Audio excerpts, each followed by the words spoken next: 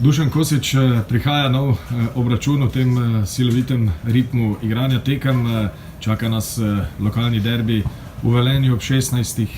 jutri na stadionu ob jezeru. Kakšna so pričakovanja v celjskem taboru? Pričakujemo kvalitetno tekmo z dobrim nasprotnikom. Po tradiciji so te tekme negotove, dobre in taka pričakujem, da bo tudi jutri. Brez težav seveda ne gre.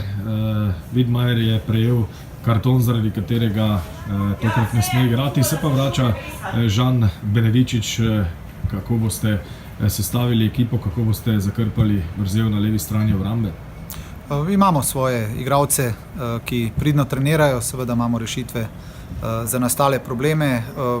Tudi druge ekipe se ukvarjajo s podobnim, tako da mi nismo nobena izjema in igralci, ki bodo dobili priložnost, verjamem, da bojo dobro nadomestili te, ki manjkajo. Dušan, verjamem, da ste dobro analizirali Velenjčane, ki so pozitivno presenetili predvsem na zadnjem gostovanju v Ljubljani, ker so odščipnili točko. Kaj ste videli, na kaj bi morda opozorili? Velenje je zelo dobra ekipa, bolj izkušena kot mi.